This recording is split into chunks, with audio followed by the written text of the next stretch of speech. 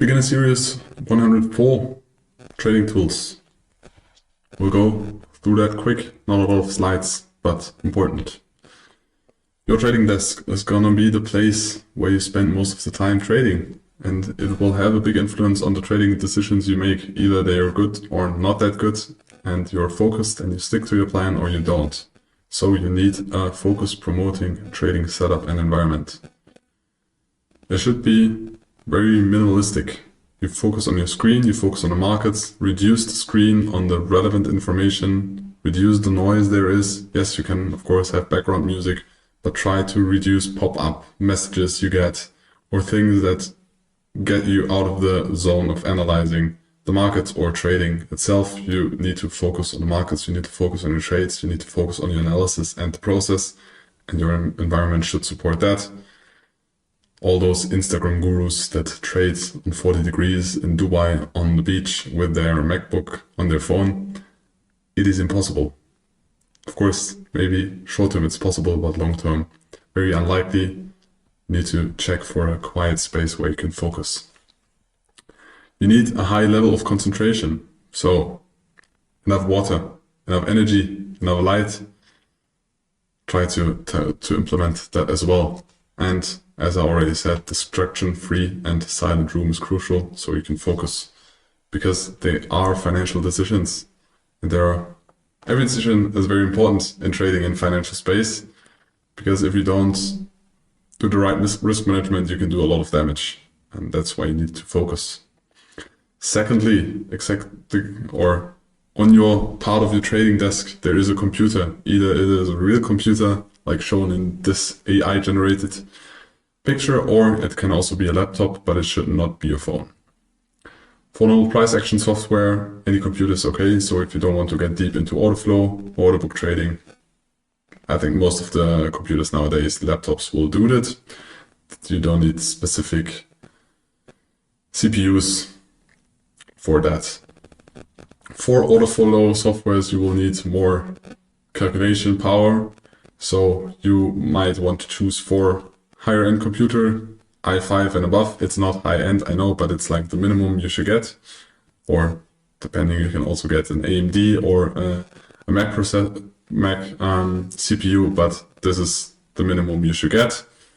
And maybe 8 GB of RAM, because you need a lot of storage for that data. The data feeds take a lot of storage if they want to run or should run smoothly, and if you make very quick decisions, it should run smoothly, because if you have a delay of 1 or 2 seconds, it can be long in intraday trading or scalping. And then third, you need a trading or charting platform, so a platform you trade, but also a platform you chart for the technical analysis, but where you can also view the fundamentals, of course. For charting and price action only, TradingView is the best platform there is. Easy to use, cheap in comparison to the others, and as I said, it has a very good interface. For trading CFDs, the most popular one is MetaTrader. It's also a good trader. There's also CTrader. I personally never use it, but I know some people that have used it. Also an option. It depends on the things you prefer. And for trading futures or general assets with order flow, there is a wide range of brokers. There is Deep Charts or Sierra Chart, which we use. There is NinjaTrader, Atas, Bookmap. All of those brokers have things in which they are better or worse. We used a lot of time Sierra Chart, and when I studied all the price or all the information of Trade Traders and Patrick and his team, I also used Sierra Chart, and I hated it at the beginning because I was used to a very user-friendly interface, and Sierra Chart is not very user-friendly. You can do a lot in the software. You can individualize everything, but it's also complex, and you need to spend time to understand the software, but it is a very good software. But as I don't need order books or as much footprints anymore in my trading, I just went back to TradingView. But I also but in the beginning you need to use a software like this if you want to understand the order book and the footprints, want to understand how they work.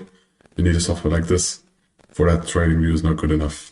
So, and of course you will need a journal, and you can choose different options here. You can go for pen and paper, very basic, but can be very efficient. because you need more time, but you also implement or manifest the ideas and the things you did way more with taking screenshots and writing down with pen and paper and with a pen in your hand, and not just smashing some buttons on a keyboard.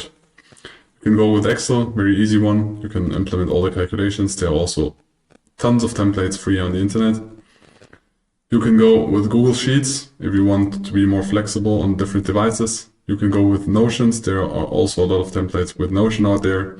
And you can go with the MyFX book, which is more automated, but it's not as good for documenting, for example, the emotional things you go through, or documenting the analysis you did step by step. And the things which I went to very fast is just screenshots. I took screenshots before the trade, during the trade, multiple screenshots during the trade, and after the trade, and I just implemented my thoughts, my process into the screenshots. So I had the possibility to go through those trades at the end of the day or end of the week and learn through them. In the beginning, I started with Notion.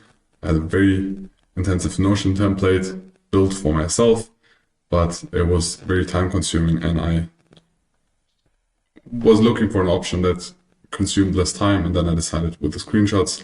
And still nowadays, very often I just take screenshots and save them so I can go through them when I have time. I would suggest you choose an option which is best for you. If you love Notion, choose Notion. If you love Excel, choose Excel. You can also use Word. Just take the option that works for you, but you need to have a journal in the beginning. So now we finish with the trading tools, and we will continue with who, what, why, where, and how in the next part.